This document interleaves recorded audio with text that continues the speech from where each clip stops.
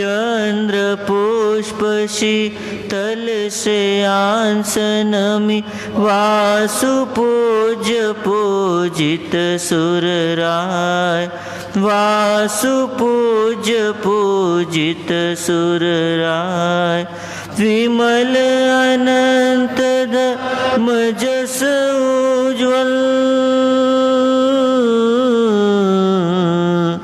विमल अनंत धर्म जस उज्ज्वल शांति कुंतुवर मल्लिमनाय मुनि सुव्रत नमिनेमि प्रभु वर्धमान पद पुष्प चढ़ाए वर्धमान पद पुष्प चढ़ाए 24 के चरण कमल में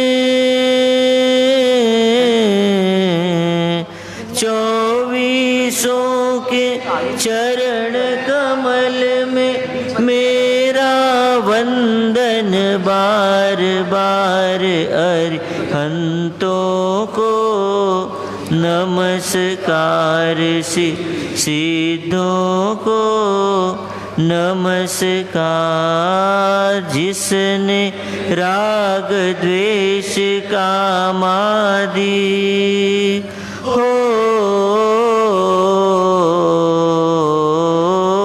जिसने राग द्वेष कामादि जीते सब जग जान लिया जीते सब जग जान लिया सब जीवों को मोक्ष मार्ग का निष्प्रिय हो उपदेश दिया निष्प्रिय हो उपदेश दिया बुद्ध वीर जिन हरिहर ब्रह्मा बुद्ध वीर जिन हरिहर ब्रह्मा या जिनेन्द्र या हो अवतार सबके चरण कमल में मेरा वंदन होवे बार बार अरिहंतों को नमस्कार सिद्धों को नमस्कार आचार्यों को नमस्कार उपाध्यायों को नमस्कार जग में जितने साधुगण हैं जग में जितने साधुगण हैं मैं सबको वंदू बार बार अरिहंतों को नमस्कार सिद्धों को नमस्कार।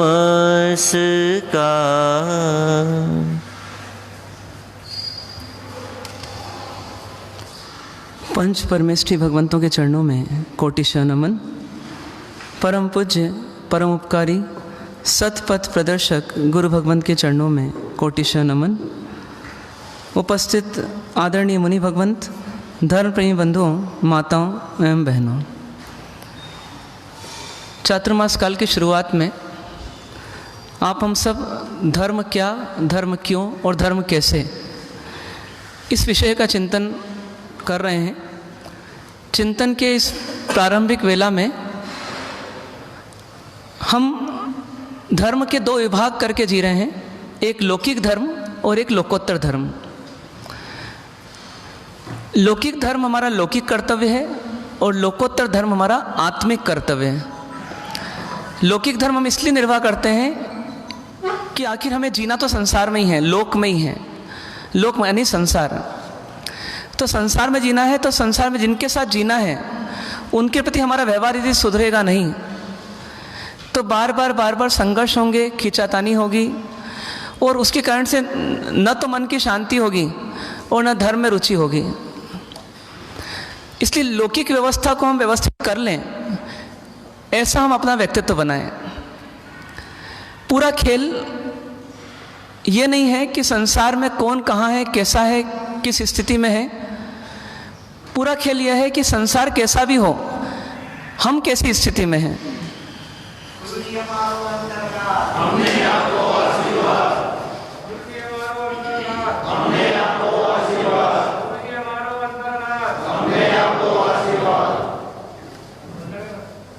वंदन करें, वंदन करें।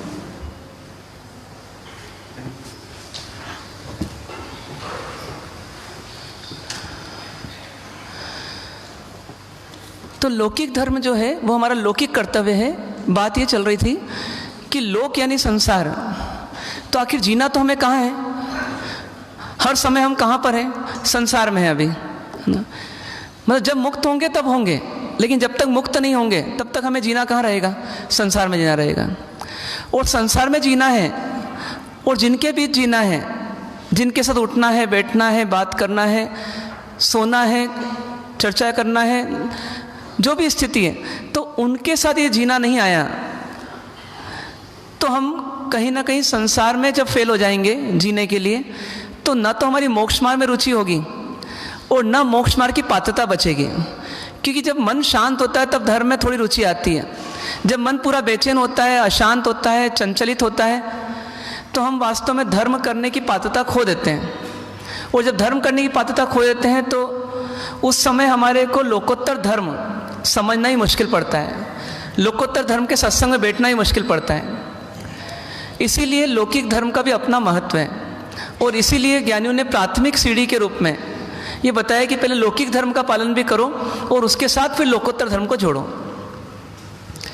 तो लौकिक धर्म यानी क्या हो जाएगा कि हमें संसार को नहीं बदलना, हमें संसार में सिर्फ एक ही व्यक्ति पर फोकस करना, एक ही व्यक्ति को बदलना, एक ही व्यक्ति को सुधारना। वो कौन? मैं स्वयं। बस मैं ऐसा जी लूं कि संसार के साथ जीते समय न संसार को मुझसे कोई आपत्ति हो और न संसार से मुझको कुछ आपत्ति हो। मैं अपने व्यक्तित्व को थोड़ा बदल दूं। इतने सारे ऑडियंस बैठे हैं,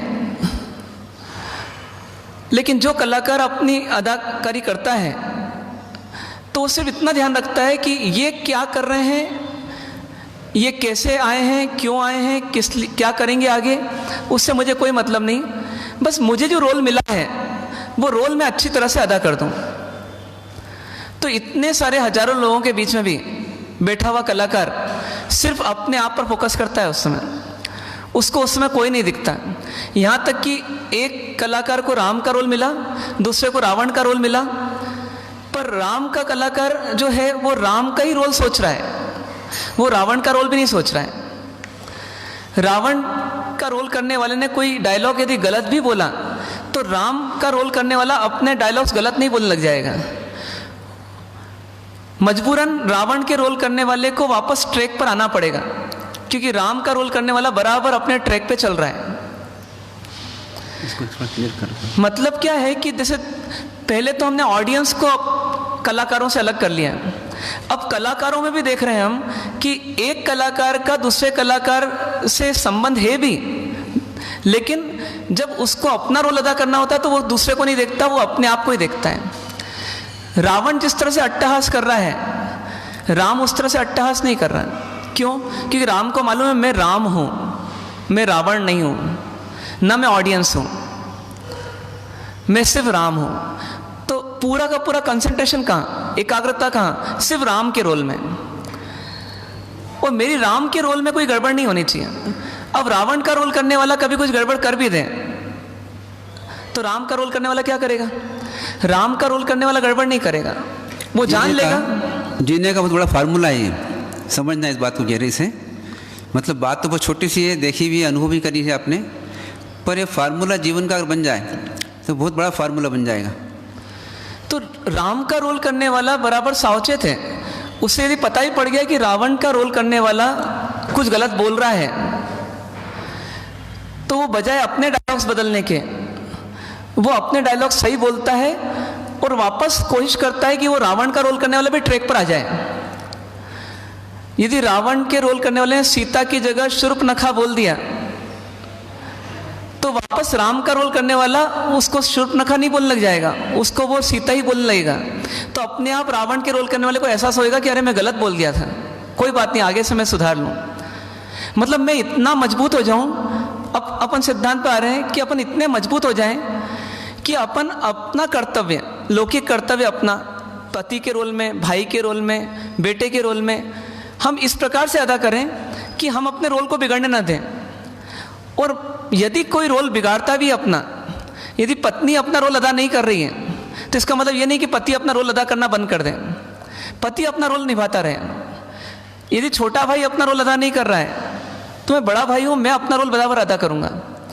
यदि हर व्यक्ति अपने अपने रोल पर अडिग हो जाए और अपने अपने रोल को बराबर निभाते जाए, तो इस संसार में होने वाली अव्यवस्थाएं भी पुनः व्यवस्था में बदल जाएगी। वही वाली बात है कि सामने वाले को अपने डायलॉग सुधारना पड़ेंगे, सामने वाले को अपना व्यवहार सुधारना पड़ेगा। यदि आप कंटिन्यूअसली अपने रोल को सही रूप से अदा कर रहे हैं तो पत्नी की जीबान फिसली, पत्नी ने कुछ गलत इल्जाम पति पर लगा दिया, इल्जाम मतलब सहज कोई आक्षेप लगा दिया, पति को वास्तव में उस गलती का ना तो एहसास है ना वो गलती कर रहा है वो, लेकिन पति ने अपनी जीबान नहीं बिगड़ने दी।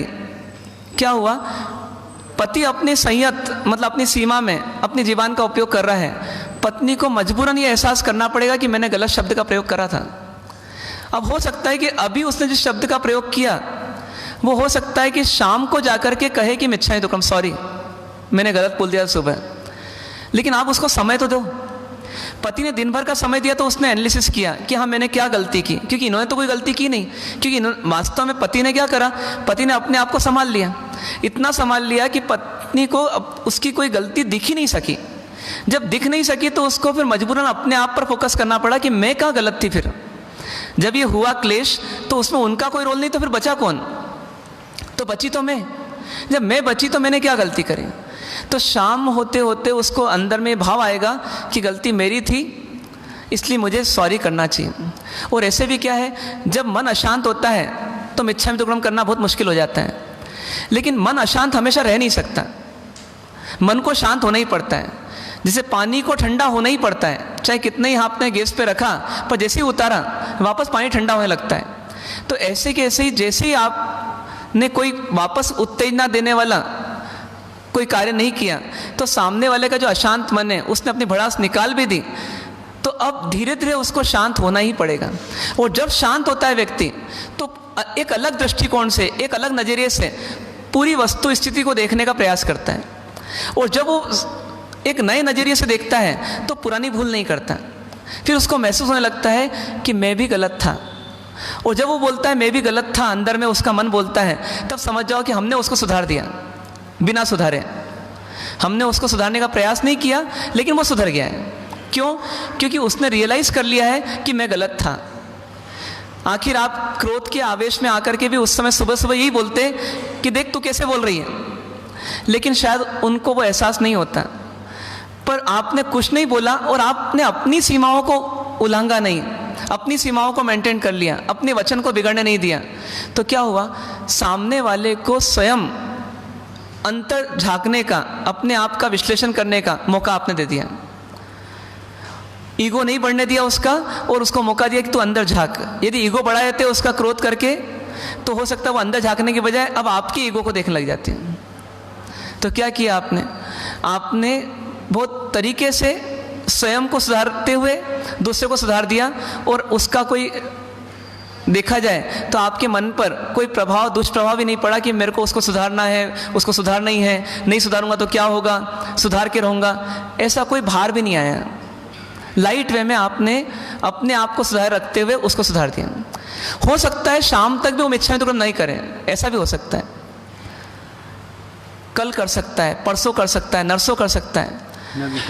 और तैयारी रखिए, नहीं भी करें, लेकिन यदि वो स्वयं रियलाइज कर ले तो कहाँ बुरा है। आखिर आपका लक्ष्य मिच्छामि दुक्कड़म बुलवाना है या आपका लक्ष्य सामने वाले को अपनी गलती दिखाना है? दिखाना है, उसने देख ली, काम खत्म हो गया। मिच्छामि दुक्कड़म नहीं बोल पाया वो, अभी थोड़ा ईगो लेवल है, कोई बात नहीं, अपना काम हो गया। आगे से वो आप गलती करने के पहले सोचेंगे हो सकता है एक तीसरी स्थिति में शायद किसी गलती दूसरी बार में सुधर जाए, लेकिन किसी गलती की आदत ज़्यादा गहरी है तो हो सकता है 10 बार, 15 बार, 20 बार कहीं जाकर के व्यक्ति मुड़ता है। पत्थर भी पिघल सकता है कि नहीं पिघल सकता? बताइए। मोम तो पिघलता है, पत्थर पिघल सकता है नहीं पिघल सकता? जो ज्वालामुखी निकलते हैं वो ज्वालामुखी क्या बता रहे हैं? कौन बाहर आया है? जो जिसको हम लावा बोलते हैं वो लावा कहाँ से आया? जमीन में से आया। तो जमीन में क्या चीज़ आई ऊपर जमीन में से? वो पत्थर ही पिघल के आया है, लेकिन उसको उतना तपना पड़ा, पहले उतना इंतजार करना पड़ा, तब जाकर के वो तपा और तपते तपते तपते तपते एक क्षण आया वो पिघल गया। पिघलने के बाद में उसने अपनी जगह छोड़ दी, उन पत्थरों का साथ छोड़ दिया जो अभी भी नहीं पिघले, और वो बाहर आ गया। तो ठीक उसी प्रकार से व्यक्ति भी अधिक से अधिक क्या बनेगा? पत्थर बनेगा। और क्या बनेगा? पत्थर बन करके भी एक दिन उसको पिघलना पड़ेगा। ये उसकी प्रकृति है। मनुष्य अधिक, आप भी देख लीजिए कि आपको कभी क्रोध आया हो तो आपका क्रोध कितने समय आप टिका सकते हो? कितने समय टिकाओगे? एक समय आएगा कि आपका क्रोध आपको शांत करना ही पड़ेगा। आप बोलते हो खाना पीना हराम हो गया, नींद खत्म हो गई, बेचैनी बेचैनी रहती है, अब खत्म करो ये किस्सा। ये खत्म करो ये किस्सा, ये आपकी विवशता है, आपकी मजबूरी है। आप जब क्रोध करते हैं तब कभी नहीं सोचते कि ये क्रोध मैं खत्म कर दूंगा, लेकिन आप थक जाते हैं क्रोध के भार को ढोते ढोते। तो अल्टीमेटली आपको आना पड़ता है कि मुझे क्रोध खत्म करना है। तो ये सलीके से जो जीवन जीना है हमारे को, ये जो हमारी सीमाओं में जीवन जीना है जिसकी बात हम चल रही है, हो सकता है ये बिल्कुल एलिमेंट्री बातें हों, एकदम प्राथमिक। ऐसा हो सकता है आप में से किसी को लगे कि महाराज साहब कहाँ तो शांत सुधारस पढ़ाने वाले थे और कहाँ ये सब पढ़ा रहे हो। लेकिन महाराज साहब क्या करें? महाराज साहब सोचते हैं कि आपको सीढ़ी नहीं देंगे तो आप ऊपर वाली सीढ़ी तक कैसे पहुँचेंगे? नीचे की सीढ़ी नहीं देंगे तो ऊपर वाली सीढ़ी तक कैसे पहुँचेंगे? और ऊपर वाली सीढ़ी तक नहीं पहुँचेंगे तो जिस लक्ष्य से अपन चर्चा करने चाहते हैं उस चर्चा के ध्येय तक हम नहीं पहुँच पाएंगे, उस चर्चा के लक्ष्य तक नहीं पहुँच पाएंगे। तो इसीलिए एक मन में संकल्प कीजिए कि लौकिक धर्म में हम पूरी जागृति के साथ अपने व्यवहार को करने का प्रयास करेंगे। मतलब अपने कर्तव्यों को इस प्रकार निभाएंगे कि हमारा खाना, हमारा पीना, हमारा सोना, हमारा बोलना, हमारा चलना, हमारा बैठना, ये सब हमारी सीमा में होने लग जाए। जैसे आप में से कुछ लोगों ने सिटिंग मैनर्स को बराबर फॉलो करना चालू कर दिया ना। ठीक है, लिखते समय आप झुकेंगे, ये बात मजबूरी है, लेकिन सामान्यतया आपको कुछ जागृति आ रही है, नहीं आ रही ऐसा नहीं है। पैर को फोल्ड करके नहीं बैठना है ना, एक पैर पर दूसरा पैर नहीं रखना, ये व्यवस्था है ना। कमर, पीठ, गर्दन बिल्कुल सीधी होना। अब ये क्या है? ये मैं बोल रहा हूँ और आप कर रहे हैं। अब कोशिश करिए कि मैं नहीं बोलूं और आप ही बोलें और आप ही करें। फिर धीरे ऐसी स्थिति आएगी कि आपको ही बोलना नहीं पड़े और आप करते रहें, आदत पड़ जाए सही जीने की। हर हैबिट को सुधारने में थोड़ी मशक्क़त तो करना पड़ेगी, थोड़ी मेहनत तो करना पड़ेगी। और मेहनत क्या करना है? सिर्फ बात को समझना है और फिर उसकी बस जागृति बढ़ाना है, याद दिलाना है अपने आप को कि ऐसे जीना है मेरे को, ऐसे जीना है मेरे को, ऐसे जीना है। ऐसा बार बार अलार्मिंग होगा अंदर में, तो हमारे अंदर सुधार निश्चित होगा। और हो सकता है कि जितना हम चर्चा कर रहे हैं उतना नहीं भी हो, तो भी की हुई चर्चा बेकार नहीं जाएगी। ये ज्ञान कभी बेकार नहीं जाता, कहीं ना कहीं फिर रिकॉल होता है और फिर हमें वापस वो निर्देश देता है कि नहीं, अपन गलत कर रहे थे इतने से, फिर सुधारो इसको। ऐसा बार बार जो करता है वो धीरे धीरे सिद्धांतों को प्रयोग में ला करके वो अपने जीवन को सुधार लेता है। तो हमको वही कोशिश करना है, उसी लक्ष्य से कुछ बचे हुए पॉइंट्स आज जिसकी पूर्णाहुति कर लेंगे अपन लौकिक धर्मों की, कि इन बचे हुए पॉइंट्स को भी हम सुधार लें तो हमारा जीवन सोने में सुहागा हो जाएगा। अब हम बात कर रहे हैं कैसे खड़े होना, कैसे खड़े होना।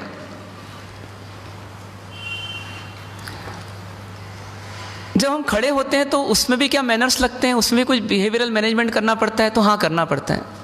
क्यों? कि खड़े होने के अंदाज में भी सामने वाले को आप क्रोधित कर सकते हो और सामने वाले को शांत कर सकते हो। कैसे? तो खड़े होने के कई तरीके हो सकते हैं। जैसे अपन देखें, संयम भाई और मानस भाई फिर हमें मदद करेंगे।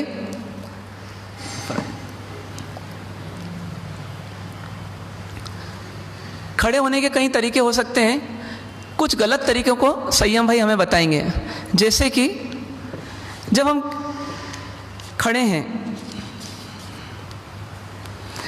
तो व्यक्ति को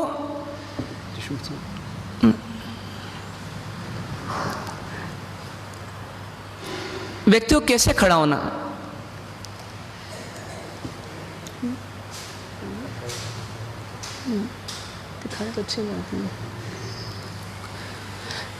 व्यक्ति को कैसे खड़ा होना चाहिए। अब यहाँ पर बात ये आती है कि खड़ा होना किसके बल पर है? पाँव के बल पर। कभी कभी व्यक्ति क्या करता है, एक पाँव के बल पे खड़ा हो जाता है और दूसरा पाँव क्रॉस कर देता है ना, इस तरह से खड़ा होता है। मतलब ये उसकी वो स्थिति है जिसमें कि उसकी एकाग्रता कोई बन नहीं सकती। ये योगासन के रूप में आप कर रहे हैं तो एक अलग बात है, कोई पर्टिकुलर योगासन के रूप में। बाकी इस तरह से खड़े होना ये कृष्ण जी की लीला हो सकती है ना, उनको छोड़ दें कुछ समय के लिए, लेकिन ये एक सामान्य व्यक्ति के लिए उचित नहीं है। तो इसलिए इस तरह से खड़े होना उचित नहीं मानना चाहिए। दूसरा तरीका कैसे खड़ा होना चाहिए वो भी देख लें मानस भाई के थ्रू, कि मानस भाई ने दोनों पाँवों को बिल्कुल नीचे रखा है, स्थिर रखा है, दोनों पाँव पर इक्वल वेट है और दोनों पाँव में सामान्यतया आगे के हिस्से में थोड़ी गैप ज़्यादा होती है, पीछे के हिस्से में गैप कम होती है। सामान्यतः ऐसा माना जाता है कि पीछे 2 अंगुल और आगे 4 अंगुल 6 अंगुल, इस प्रकार से 4 अंगुल हम कहेंगे इस चौड़ाई को, मतलब 1 अंगुल 2 अंगुल 3 अंगुल और ये 4 अंगुल, तो 4 अंगुल मतलब इतनी चौड़ाई, लगभग हम मान सकते हैं हम 3 से 4 इंच, और 2 अंगुल मतलब इतना हो गया। तो फिर जैसी सहूलियत रहे, शरीर की पाँव की बनावट कैसी उस पर भी डिपेंड करता है, पर कम से कम आप इतना तय करें कि हम एक पाँव पे जो खड़े हो जाते हैं वो उचित नहीं है। दूसरा तरीका, एक पाँव तो हमने बिल्कुल सीधा रखा है लेकिन एक पाँव हमने आगे बढ़ा दिया और इस प्रकार से जैसे एक हीरो नहीं खड़ा होता है उस प्रकार से खड़े हो गए। ये तरीका भी हमारा उचित नहीं है। मानस भाई बिल्कुल सही खड़े हैं कि दोनों पाँव बिल्कुल ज़मीन पर व्यवस्थित और एक साथ। कुछ लोग क्या करते हैं कि खड़े खड़े हिलते डुलते रहते हैं। थर्ड पॉइंट क्या है कि खड़े खड़े हिलते डुलते रहते हैं, मतलब कभी कमर उधर जा रही है, फिर कमर कभी बाईं ओर आ रही है, फिर कभी पूरा इधर उधर मोड़ रहे हैं ना, कभी सिर मोड़ रहे हैं। ये यदि आप किसी से भी बात करो तो उसको ये रास नहीं आने वाला, उसको अच्छा नहीं लगेगा ये। तो हिलना डुलना बहुत कम, जहाँ बिल्कुल आवश्यकता है, अन्यथा हमारे को स्ट्रेट खड़े होना और स्थिर रहना, स्टेबल रहना। आप सोचो कि आपका नौकर यदि इस प्रकार से रहे तो आपको कैसा लगेगा। बस ठीक उसी प्रकार से यदि हम बड़ों के साथ रहें या हम छोटों के साथ भी क्यों न रहें, और यदि हम भी मटकते रहे तो वो उचित किसी को लगेगा नहीं।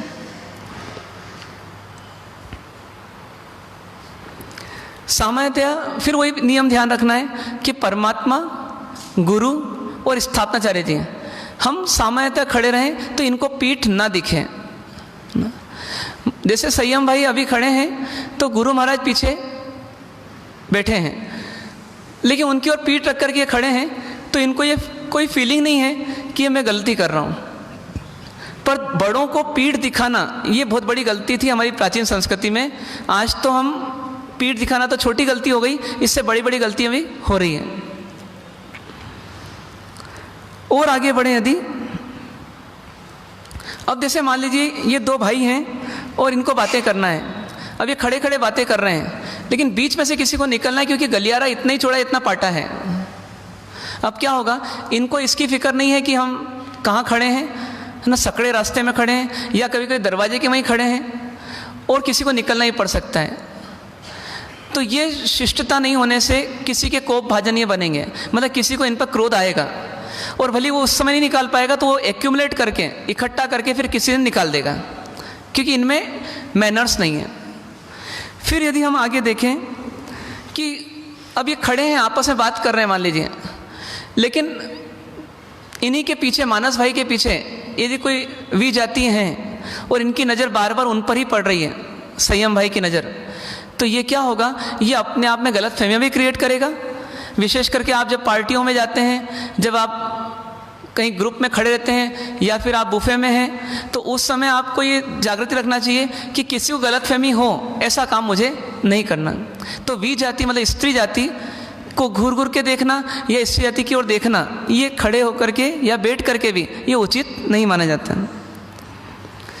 फिर क्या है कि अब जैसे खड़े हो गए लेकिन अपनी सामग्री कहीं और रख दी, जैसे इस ट्रेन से उतरे सामग्री कहीं रख दी और दोनों दोस्त गले मिल रहे हैं, है ना।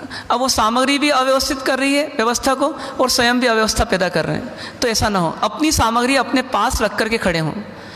आप बस स्टैंड पर हों, रेलवे स्टेशन पर हों, एयरपोर्ट पर हों या आप कहीं पर भी हों, आप धर्मशाला में ही क्यों ना आए हों, मैनेजर साहब से बात कर रहे हैं लेकिन रास्ता जो साइड का है वहीं पर आपने अपना लगेज पूरा रख दिया कार से उतार करके।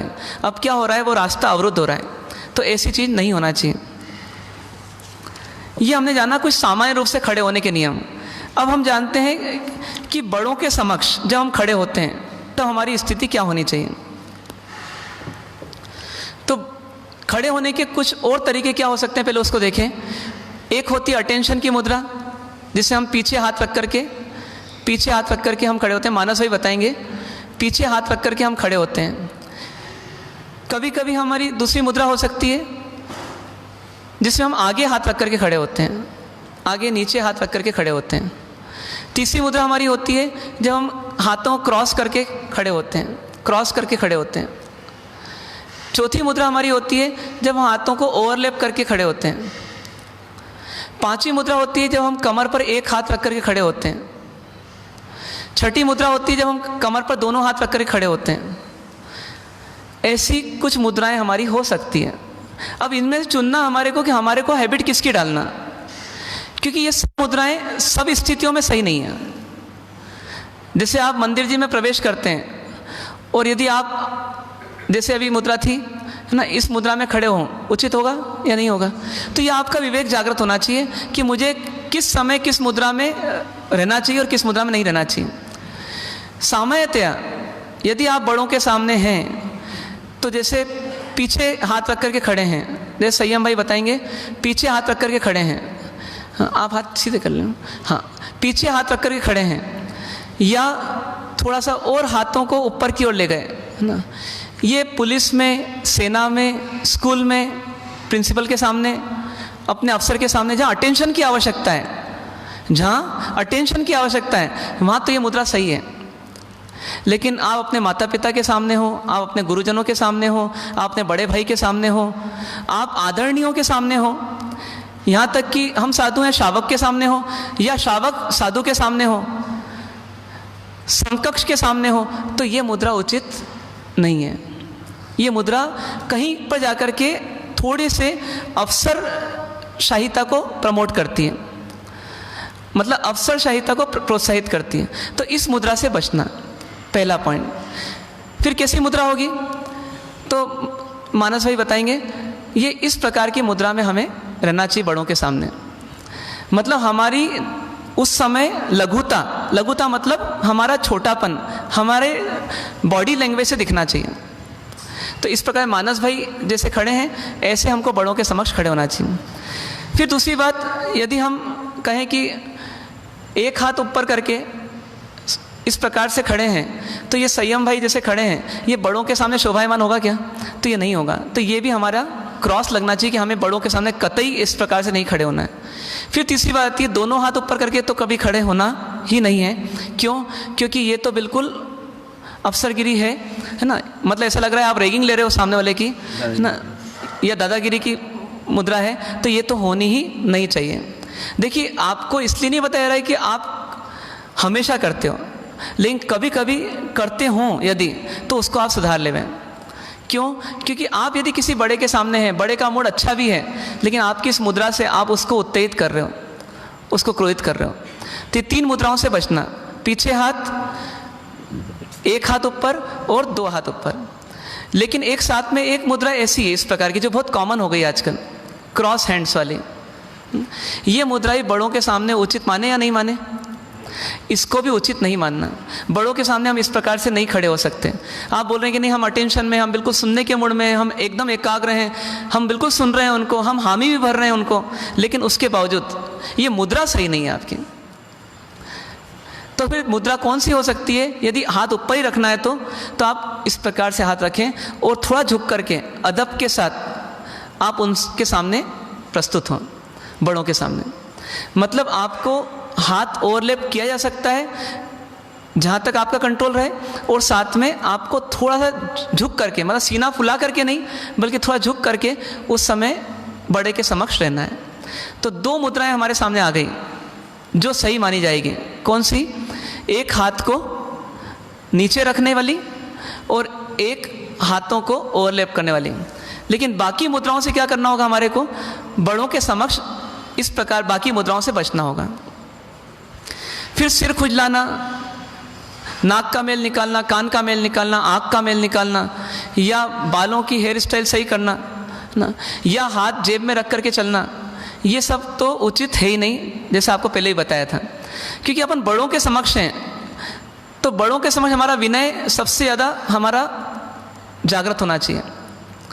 वो बड़े हो सकते हैं, हमारे दादाजी भी हो सकते हैं, बड़े हमारे पिताजी भी हो सकते हैं, बड़े हमारे भाई भी हो सकते हैं ना। बड़ा 1 साल बड़ा भी हो सकता है और 50 साल बड़ा भी हो सकता है। मतलब बड़े हो सकता है। कोई महाराज साहब आपसे उम्र में छोटे हों लेकिन पद में बड़े हो गए, तो वहाँ पर भी आपको ध्यान रखना ये बड़े हैं। कभी आप किसी अफसर के पास जाते हैं तो वहाँ बराबर ध्यान रहता है आपको कि ये सेल टैक्स ऑफिसर है यदि, या इनकम टैक्स ऑफिसर है, तो उसके कैबिन में जाना है तो जेब में हाथ डाल के नहीं जाना है, भले वो उम्र में मेरे से बहुत छोटा है, या इस तरह से बात नहीं करना है, और यदि करते हैं तो वो उचित नहीं माना जाएगा। तो जैसे वहाँ जागृति है, ऐसी आपको अपने सामाजिक व्यवहार में भी जागृति रखना। और ये हैबिट फॉर्मेशन वाली बात है। बस एक बार आपने हैबिट फॉर्म की, फिर लाइफ लॉन्ग आपको उस हैबिट के कारण से कभी दुखी नहीं होना पड़ेगा।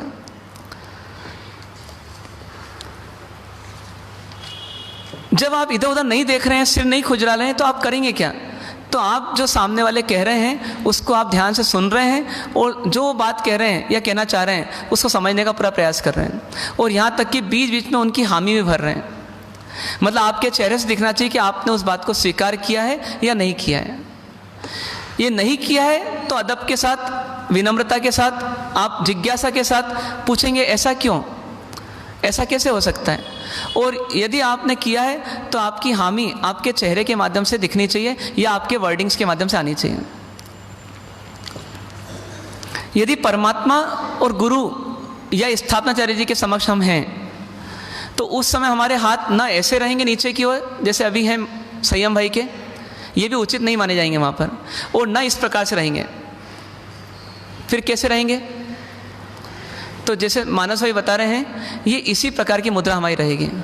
मतलब पहले ही आपको बताया था कि हम क्या बन गए परमात्मा, गुरु और स्थापना जी के सामने, हम सेवक बन गए। तो सेवक गिड़गिड़ाता होना चाहिए, सेवक दीन होना चाहिए, सेवक को महसूस होना चाहिए मैं सेवक हूँ। तो कोई भी ऐसा सेवक हो सकता है क्या? ऐसा सेठ हो सकता है, सेवक नहीं हो सकता। तो सेवक को तो हाथ जोड़ करके खड़े होना है मालिक के सामने ना। तो हमारे परम मालिक कौन है? 3 लोक के नाथ कौन है?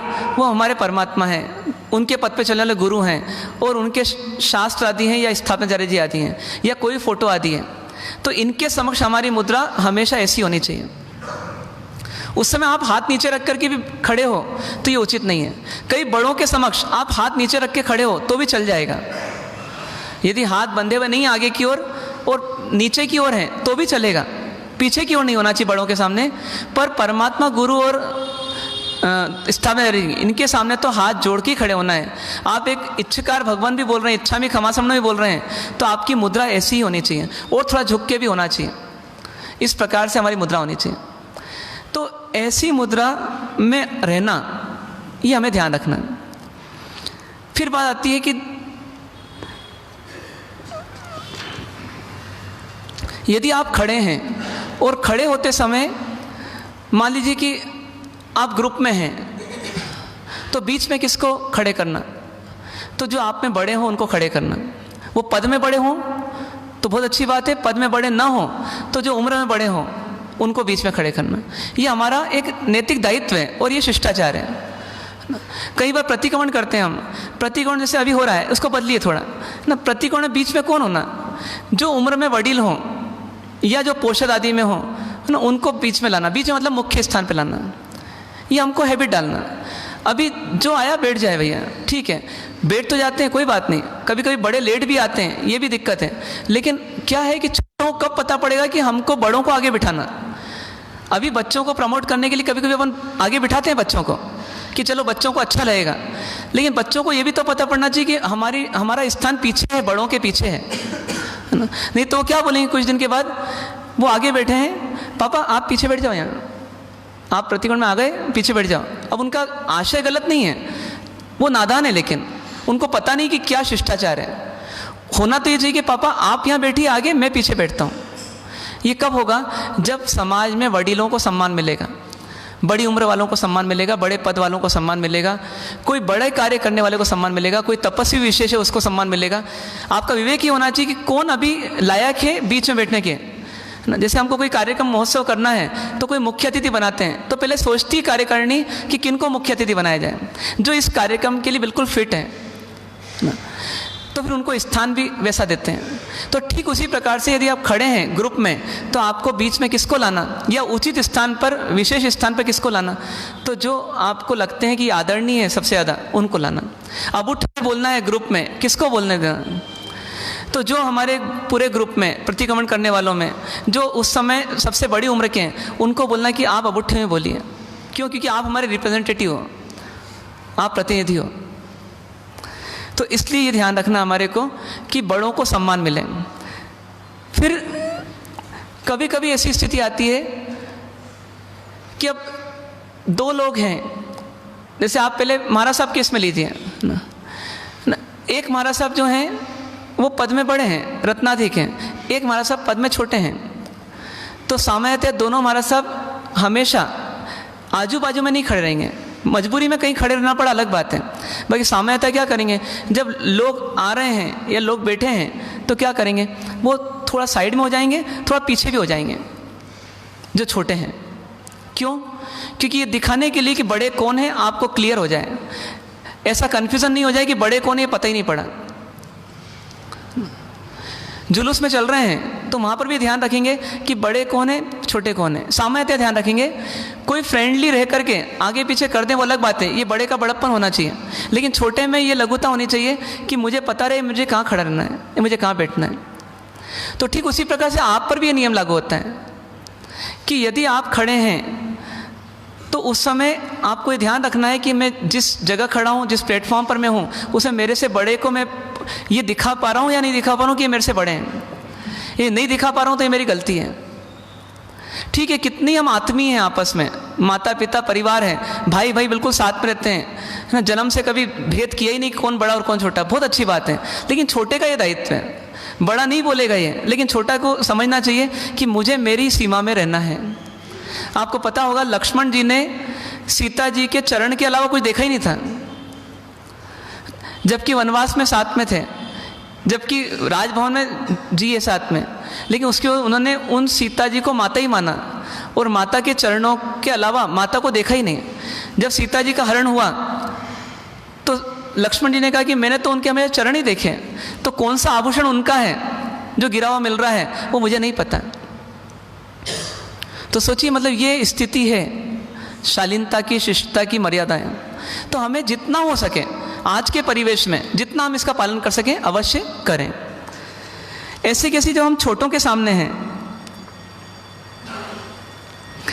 तो छोटे यदि हमको अभिवादन करते हैं या हमारे चरण स्पर्श करते हैं या हमारे को किसी प्रकार से नमस्ते करते हैं, तो बड़े का ये दायित्व होता है कि छोटे के अभिवादन होने पर भी वो भी झुक करके या सामान्यतया किसी हाथ आदि के इशारे से उसको खुश रहो, जीते रहो आदि आदि बोले।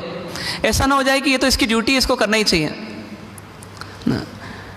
कई बार ऐसा हो जाता है कि दो बड़े बात कर रहे हैं, किसी कारणवश छोटे को आकर के उनके चरण स्पर्श करना पड़े। हो सकता है कि कोई बहू आई है, अब बहू आई है तो उसने दोनों को प्रणाम किया, एक मेरे ससुर जी हैं, एक ससुर जी के मित्र हैं, दोनों को प्रणाम किया, लेकिन ससुर जी आपस में बातों में इतने लिप्त हैं कि उन्हें ध्यान ही नहीं दिया। ऐसा मान लिया ये तो ठीक है, ये तो इनकी ड्यूटी है, ऐसा नहीं माने। यदि आपको कोई अभिवादन कर रहा है तो सब काम छोड़ करके भी एक बार अपनी ड्यूटी बनती है कि हम उसको प्रॉपर वे में रिस्पॉन्स दें। ये बड़े की ड्यूटी बनती है।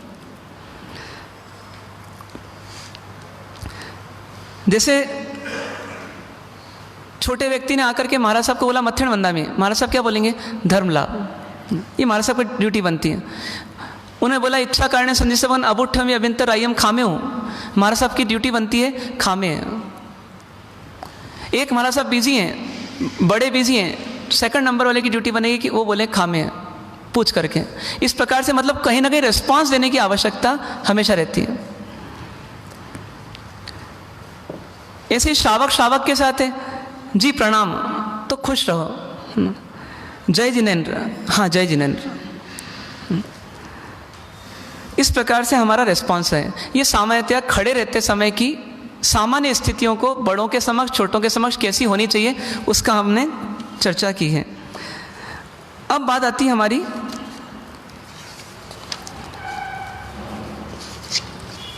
अब स्थिति ऐसी आएगी कि जब हम चलते हैं तो प्रश्न उठेगा कैसे चलें। चलते हैं तो कैसे चलें? आप बोलेंगे तो सीली बात है, बहुत मामूली सी बात है, लेकिन नहीं, थोड़ा इसको भी सोचिएगा। दशाश्रुत स्कंद में पहले ही अध्याय में एक नियम दिया गया कि दव दवस न गच्छे जा। क्या अर्थ हुआ इसका? कि भागते हुए ना चलो ना, या बहुत शीघ्र मत चलो, धप करते हुए चलो। और अपनी भाषा में कहें तो धप धप करते हुए मत चलो, है ना। मतलब चलते समय इतना विवेक हमारा हो, जैसे पहली मंजिल पर कोई है, दूसरी मंजिल पर कोई है, तो दूसरी मंजिल वाला चले तो उसकी आवाज़ धप धप की या नीचे आनी चाहिए क्या? ये नहीं आनी चाहिए। ये विवेक है। आप नीचे भी चल रहे हो तो आप धप धप करते हो मत चलो। मतलब आप गंभीर चाल से चलो, धीमी चाल से चलो, जितनी आवश्यक है उतनी चाल से चलो, बहुत तेजी से मत चलो, बहुत स्लो भी मत चलो, बहुत फास्ट भी मत चलो।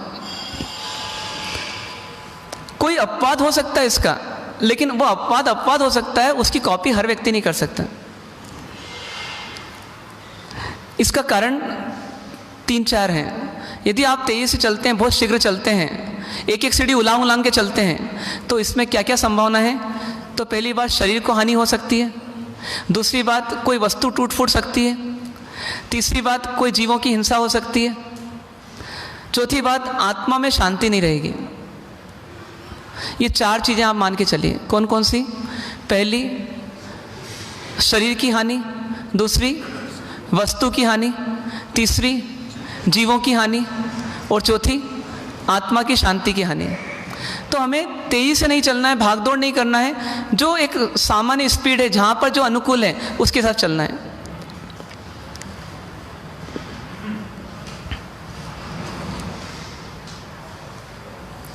फिर चलते समय जैसे धप-धप की आवाज़ नहीं होनी चाहिए, ऐसे पैरों को रगड़ के चलने की आदत नहीं होनी चाहिए। उसमें जीव हिंसा भी बढ़ती है ना। कई लोगों की हैबिट होती है पैरों को रगड़ के चलने की, है ना। ऐसी आवाज़ आती रहती है चलते समय, ये उचित नहीं है। ये चेक कीजिएगा अपनी। और यदि अपन चलने के मैनर्स देखें धर्म अनुकूल, तो अपन क्या बोलेंगे कि एक युग आगे, एक युग मतलब 4 हाथ, एक हाथ इतना बड़ा होता है ना, मतलब लगभग 1.5 फीट।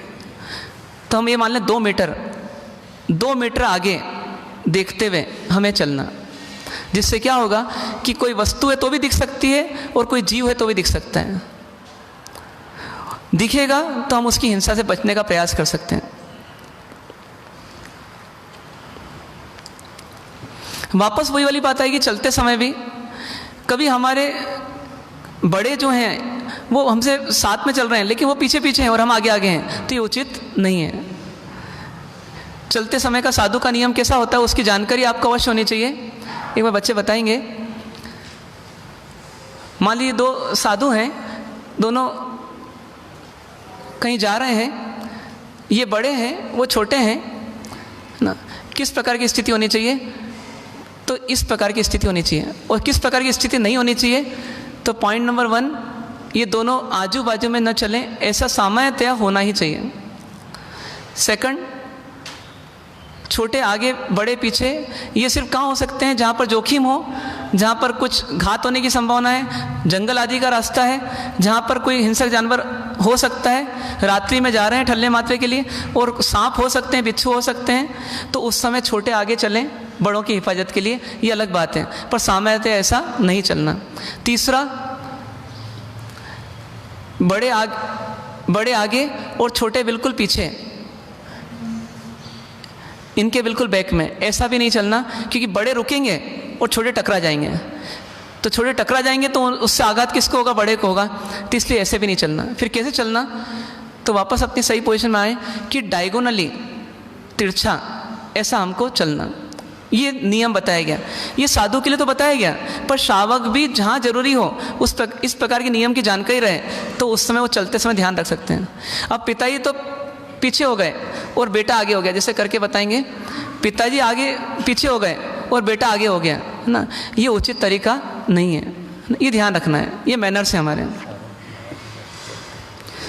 इसी प्रकार से श्रावक जी साधु जी के साथ चल रहे हैं तो वहाँ पर भी वही ध्यान रखना है। जब छोटे साधु को भी ये बताएगा कि आपको थोड़ा पीछे चलना है, तो श्रावक जी को भी ध्यान रखना है कि सामान्यतः पीछे चलना है। कोई विशेष कारण है तो एक अलग बात है, जैसे मान लो कि कुछ गुरु महाराज कुछ कह ही रहे हैं तो उनको कहाँ पीछे मुड़ना पड़ेगा बार बार, तो इसलिए साथ में चल लें, वो एक अलग बात है, पर सामान्यतया थोड़ा पीछे चलना ये हमारी एक व्यवस्था है, संघ की संस्कृति है, ये उस संस्कृति को पालन करना चाहिए। ऐसे ही घास पे नहीं चलना साधु संतों के साथ, है ना, रोड अटका करके, रोड पर खुद रह करके और साथ में गाड़ियों को जाम करते हुए नहीं चलना। ठीक है, रोड पे चलना और साधु को साइड में रखना ये उस समय की एक आवश्यकता हो जाती है, लेकिन गाड़ियाँ यदि जाम हो रही हैं, बार बार रुक रही हैं, तो उसको हटाने के लिए श्रावक को हो सके तो पगडंडी पर आना और साधु भगवंत को किनारे पर, सड़क के किनारे पर ले आना, जिससे गाड़ियाँ निकल सके, वो उस समय का विवेक है। तो हर समय अपना विवेक जागृत रख के चलना पड़ेगा, पर सामान्य नियम आपको बताया है। अब इसके बाद एक चीज आती है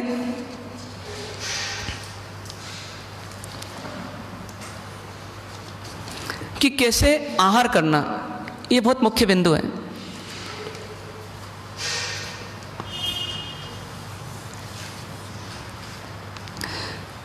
आहार करते समय क्या क्या चीजें होनी चाहिए उसको देखें, हम बैठे होंगे। आहार करते समय सबसे पहला नियम क्या होता है पता है आपको? बता सकते हैं कोई? सबसे पहला नियम यह है कि मन शांत रहे। ऐसे तो हर एक्टिविटी में मन शांत रहना चाहिए, किसी एक्टिविटी का आउटपुट तभी निकलेगा जब मन शांत है। दुकान पर भी आप तब काम अच्छी तरह कर पाते हो, अकाउंट्स भी तब कर पाते हो, है ना, कोई पेचीदा काम भी तब कर पाते हो जब आपका मन शांत हो। परिस्थिति अशांति की भले ही हो, लेकिन मन शांत होना ये हमारी सबसे पहली आवश्यकता है ना। यहाँ तक कि कोई फौज में भी है और उसको अपने शत्रुओं से लड़ना है, वहाँ पर भी वही व्यक्ति लड़ पाएगा और वही व्यक्ति दिमाग लगा पाएगा और वही व्यक्ति रणनीति बना पाएगा जिस व्यक्ति का मन शांत हो, जिस फौजी का मन शांत हो। तो ये ध्यान रखना है कि भोजन करते समय भी हमारा मन कैसा हो? शांत हो। इसलिए हमारी एक व्यवस्था है कि 3 नौकार गिन करके हम भोजन स्टार्ट करें, 3 नौकार गिन करके पूर्ण करें। कारण क्या है? मन को शांत कर लें। दुकान की झंझट हो, घर की झंझट हो, सब छोड़ो, अभी मन को शांत करो। दूसरी बात, जहाँ तक संभव हो, आहार का मैनर्स क्या बोलेगा हमारी संस्कृति का, कि बैठ करके भोजन करें। 3 बातों का ध्यान रखें झूठन संबंधी। क्या क्या? पहली बात, झूठा गिराना नहीं, मतलब अपने मुंह में लिया हुआ गिराना नहीं। दूसरा, झूठन थाली में छोड़ना नहीं। और तीसरा, झूठे मुंह बोलना नहीं।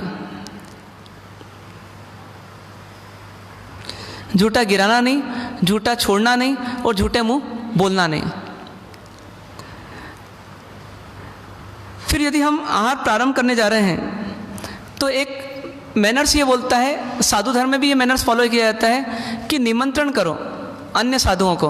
तो यहाँ पर भी आपको क्या करना है कि जो वडील हैं या जो जिनको भूख लगी है या जो अपने साथ हैं, हम बड़े भी हैं तो छोटों को भी हम साथ में लेकर के आहार प्रारंभ करें।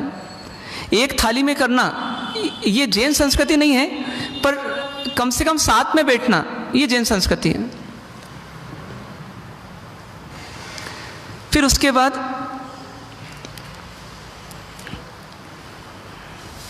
जब भी आप भोजन करते हैं, आपको एक चीज़ विशेष ध्यान रखना है कि भोजन समाप्त होने के समय मेरे आजू बाजू वालों ने भोजन पूरा कर लिया या नहीं किया। ये नहीं किया है तो उठने की जल्दबाजी नहीं करना। हाँ, उनकी व्यवस्था के लिए कुछ करना पड़े वो अलग बात है, पर सामान्यतः हमारे को बैठना साथ में और उठना साथ में। भोजन करने के दोनों हाथों का उपयोग नहीं करना, एक हाथ का ही उपयोग करना। हाथ का उपयोग तो एक करना ही, पर उंगली भी कितनी भरनी चाहिए। तो कई बार हमारी चूरने की आदत होती है, दाल चावल को खाने की अलग आदत होती है, लेकिन वास्तव में हमारा 1 पोर या 1.5 पोर या मैक्सिमम 2 पोर, उंगली के 2 पोर मैक्सिमम, सामान्यतः 1 पोर हमारा उसमें झूठा होना चाहिए। बाकी हमारा हाथ झूठा नहीं होना चाहिए। हाथ तो दूर की बात है, उंगली भी पूरी झूठी नहीं होनी चाहिए। किसी किसी के पीछे तक लग जाता है या रेला निकल जाता है ना, तो वो उचित नहीं होता। सामान्यतया हमारे को चूरने की आदत होती है, पर एक दूसरे तरीके से देखें तो वास्तव में चूर करके खाने के बजाय दांतों का उपयोग करना ज़्यादा उचित होता है, जिससे हमारी दांत भी मजबूत रहें। जिनका उपयोग होगा वो मजबूत रहेंगे, जिनका उपयोग नहीं होगा वो मजबूती खो देंगे। लार भी मिलेगी पचने वाली। और यदि शरीर विज्ञान से देखते हैं तो लार की उत्पत्ति भी तब होती है जब हम चबाते हैं, थोड़े समय तक रखते हैं तो चबाते हैं, तब तक वो लार की उत्पत्ति होती है और वो लार ही भोजन को पचाने में मदद करती है। यदि आप सर्विस भी दे रहे हैं, सेल्फ सर्विस कर रहे हैं, स्वयं सर्विस कर रहे हैं, मतलब सेल्फ सर्विस ले रहे हैं, तो आप ये ध्यान रखें झूठे हाथ से भोजन न लें, दूसरे हाथ का उपयोग करें।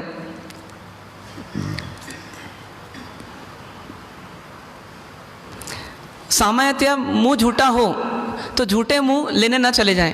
पहले पूरा मुंह का भोजन जो है अंदर जाए, पानी का थोड़ा उपयोग हो, उसके बाद फिर हम बुफे की टेबल पर जाएं और जा कर के फिर हम वहाँ से लें।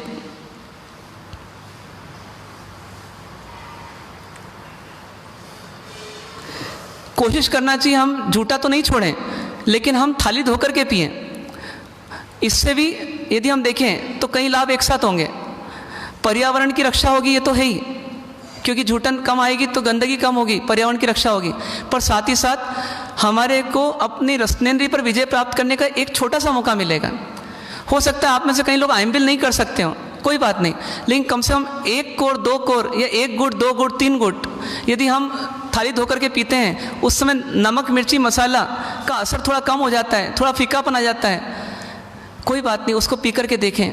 ये ना सोचें उल्टी हो जाएगी अपन कैसे पिएं, कोशिश करें, प्रयास करें, आपको सफलता मिल जाएगी। 1 बार 2 बार 3 बार। कई बार डॉक्टर्स लोग जो रहते हैं वो जब नली में से इंटेक करते हैं तो उस समय सब मिला करके एक साथ डाल लेते हैं नली के माध्यम से।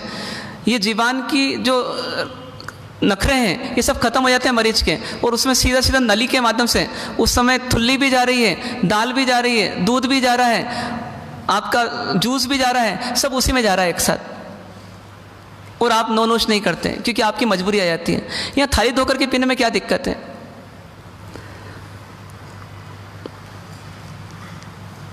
यदि आपका एकासना आदि है, आपने मंजन का पॉट का उपयोग किया है, ये नौकर की ड्यूटी नहीं है कि उस मंजन के पॉट को वो पलटे, वो आपकी ड्यूटी है कि आप मंजन के पॉट को स्वयं पलटने जाएं और उचित स्थान पर उसको पलटें, जो भी संघ ने व्यवस्था जहाँ पर जैसी दी है।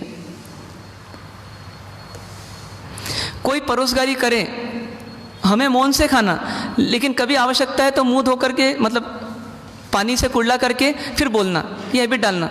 और फिर भी बोलें तो कैसे बोलें? टिप्पणी न करें, किसी को क्रिटिसाइज ना करें, ना तीखा ना बोलें, उसको बार बार हैरान परेशान ना करें परोसगारी करने वाले को। किसी की आदत होती है मैं पूरा ये खाऊंगा, उसके बाद मैं बोलूँगा कि मुझे क्या चाहिए। परोसगारी करने वाले को 4 चक्कर ज़्यादा लगाना पड़ रहे हैं। ये हमारी कोशिश नहीं होनी चाहिए। कोशिश होनी चाहिए वो आया है, आगे लगने वाला है नहीं लगने वाला है, सोच करके ले ली जाए।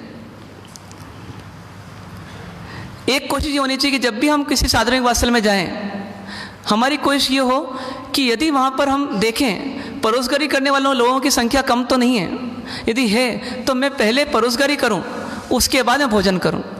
हाँ, यदि बराबर है तो आप वहाँ पर जाकर के भीड़ भी इकट्ठी ना करें, लेकिन यदि बराबर नहीं है, कम है लोग, तो आप फ़ौरन स्वस्फूर्त होकर के आप उस समय परोसगारी का काम स्टार्ट करें। ऐसा मान के चलें कि ये भी एक आराधना है साधर्मिक वात्सल्य की।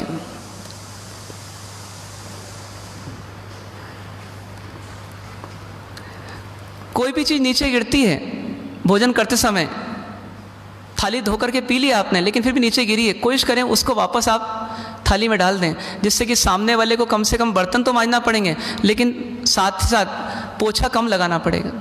ये सब मैनर्स हैं, ये बिहेवियरल मैनेजमेंट है। ऐसे बहुत सारे बिंदु मिलेंगे, मैंने आज से संक्षेप में लिए हैं आहार संबंधी, पर आपको बहुत सारे बिंदु मिलेंगे, स्वयं मिलेंगे। पर कब मिलेंगे? जब आपका ये विषय बन जाएगा।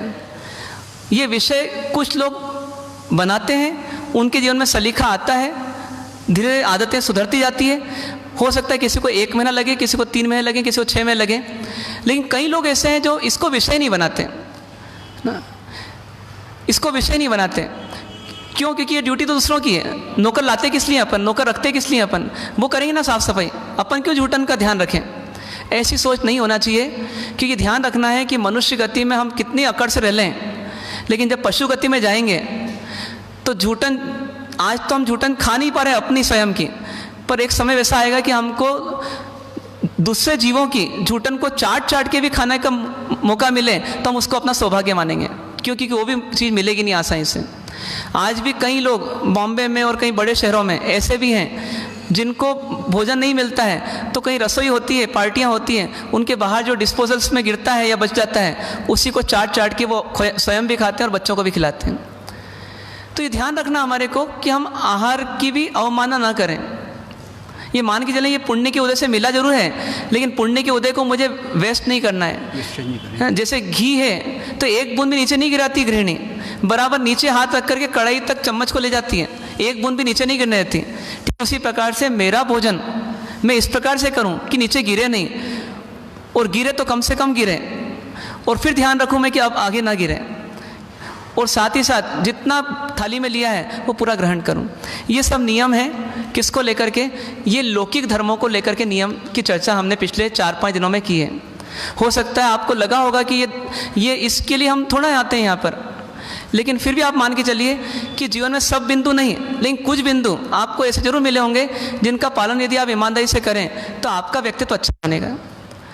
फिर रिवाइज कर लें एक शॉर्ट में, आँख बंद करके, जो भी हमने लौकिक धर्मों की चर्चा शुरू से लेकर अभी तक की है, संकल्प करने का प्रयास कीजिए, मैं इनका अधिकाधिक पालन करूंगा, अधिकाधिक इनकी जागृति रखूंगा, और किसी को कहने का, सोचने का मौका कम से कम दूंगा। ऐसा मैं अपना व्यक्तित्व बनाऊंगा। शुरू करें हम पहली चर्चा। कैसे बैठे? कमर, पीठ, गर्दन बिल्कुल सीधी, घुटने पर पैर न हो, सुखासन में आलती पालती में हम बैठें, पीछे टेका न लें, कमर, पीठ, गर्दन बिल्कुल सीधी रखें, बड़ों को पीठ न लगे, इतना संकल्प जरूर करें। फिर आगे बढ़ें। कैसे लेटें? तो सिर छत की ओर हो, मुख छत की ओर हो, पुरुषों का, बहनों का मुख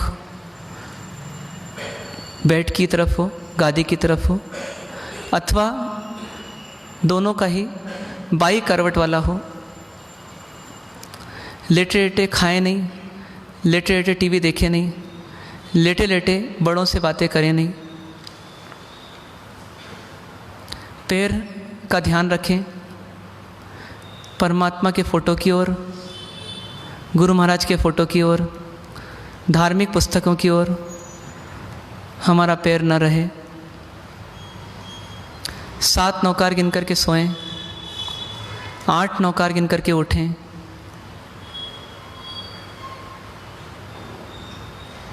फिर आगे बढ़ें। सार्वजनिक सभाओं में कैसे रहें, ये ध्यान रखें। मुझे सभ्य बन करके सभा में रहना है, इसलिए मुझे हर जगह, हर सभा में सभ्यता का परिचय देना है, मौन रहना है, समय से पूर्व आना है, मोबाइल आदि को बंद कर देना है, रो और कॉलम को भंग नहीं होने देना है, वक्ता की ओर पूरा एकाग्र रहना है,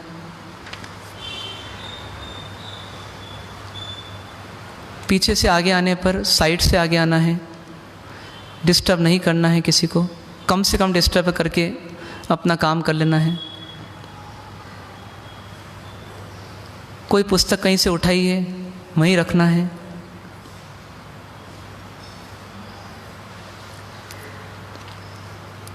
और आगे बढ़ें, कैसे बोलें उस विषय को विस्तार से हमने चिंतन किया। अभिवादन में, परिचय में, संबोधन में, कोई निवेदन करने के लिए, भूल होने पर मिच्छामि दुक्कडम करने के लिए, किसी बड़े के सुझाव को, निर्देश को हामी भरने के लिए, स्वीकार करने के लिए, किसी व्यक्ति को ना करने के लिए, मीटिंग आदि में अपना विरोध दर्ज करने के लिए,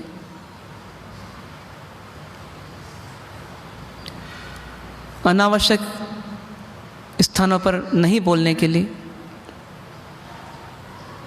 ऐसे अनेक बिंदुओं पर हमने ध्यान रखा कि हमें कैसे बोलना चाहिए। इन सब बातों का ध्यान रखेंगे। फिर हम आए कैसे खड़े होना। खड़े होते समय ये भी ध्यान रखेंगे कि जहाँ खड़े हैं वहाँ चींटियों का बिल तो नहीं है, चींटियों का ढेर तो नहीं है, 2 4 10 चींटियाँ भी नहीं हैं। जीव रहित स्थान पर खड़े होने का प्रयास करेंगे। खड़े होते समय एटीट्यूड नहीं बताएंगे, अकड़ नहीं बताएंगे, सभ्यता के साथ पोलाइटली खड़े होंगे। ऐसे ही चलते समय ध्यान रखेंगे, आवाज़ करके नहीं चलना, अति तेज अति धीमे नहीं चलना। चलते समय, खड़े होते समय बड़ों को उचित सम्मान मिले, बैठते समय भी बड़ों को उचित सम्मान मिले। इन सब बातों का ध्यान रखेंगे। 4 हाथ आगे देखते हुए चलेंगे। इसी क्रम में अंत में कैसे आहार करेंगे ध्यान रखेंगे। झूठन संबंधी नियमों का ध्यान रखेंगे। अन्यों के साथ बैठने का, अन्यों के साथ उठने का ध्यान रखेंगे। मन की शांति का, 3 नौकार गिनकर बैठना, 3 नौकार गिनकर उठना।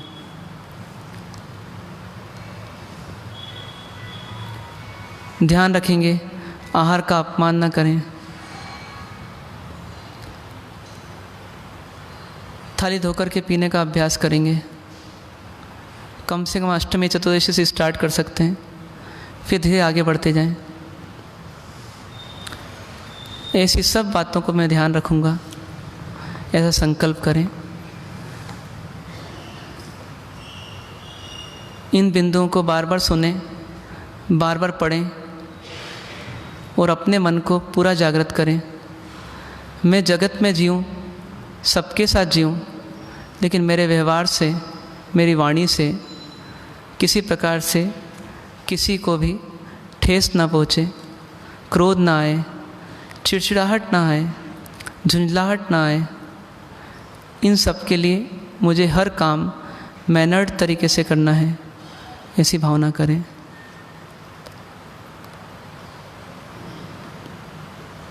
ओम शांति शांति शांति।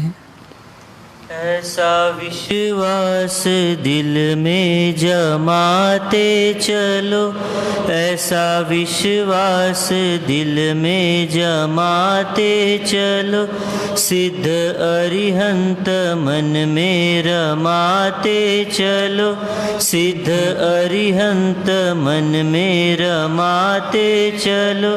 वक्त आएगा ऐसा कभी ना कभी, वक्त आएगा ऐसा कभी ना कभी, सिद्धि पाएंगे हम भी कभी ना कभी, सिद्धि पाएंगे हम भी सभी के सभी।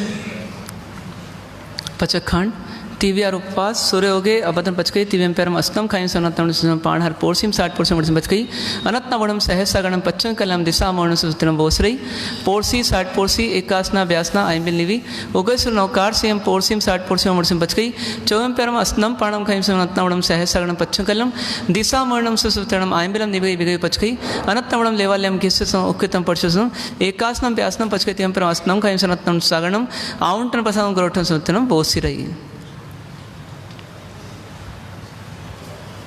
पंच परमेष्टि को भावपूर्वक वंदन। बाहर से पधारे हुए अतिथियों का श्री जैन श्वेतांबर मूर्ति पूजक संघ व चतुर्मास व्यवस्था समिति हार्दिक स्वागत अभिनंदन करती है। बाहर से पधारे हुए अतिथियों के भोजन की व्यवस्था कुंदन भवन में रखी गई है, कृपया पधार कर अनुग्रहित करें। तपस्या करने वालों को सशत वंदन, तपस्या करने वालों को सशत वंदन।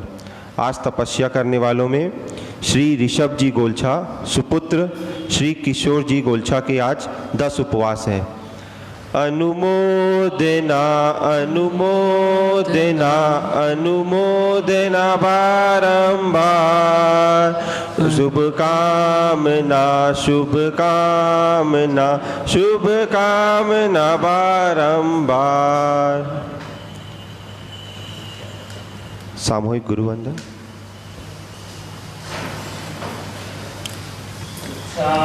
क्षामी खमाश्मनो वंदेयु जय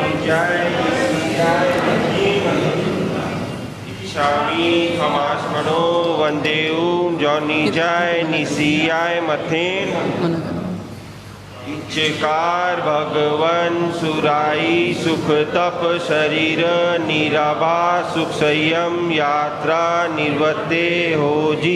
स्वामी साता है जगुर पसाय आहार पानी का लाभ देना वर्तमान योग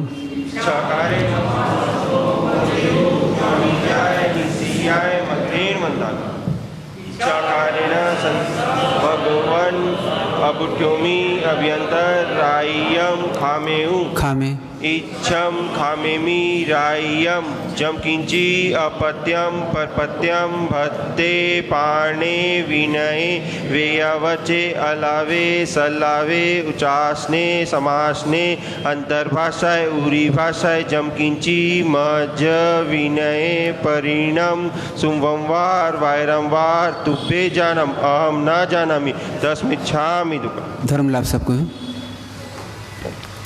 चत्तारि मंगलम चत्तारि मंगलम अरिहंता मंगलम सिद्धा मंगलम साहु मंगलम केवली प्रणधम्म मंगलम। चत्तारि लोकोत्तम अरिहंता लोकोत्तम सिद्धा लोकोत्तम साहु लोकोत्तम केवली प्रणधम्म लोकोत्तम। चत्तारि शरणम पवज्जामि अरिहंते शरणम पवज्जामि सिद्धे शरणम पवज्जामि साहु शरणम पवज्जामि केवली प्रणधम्मम शरणम पवज्जामि। सर्वमंगल मांगल्यं सर्वकल्याण कारणम प्रधानम सर्वधर्मानां जैनम जयति शासनम।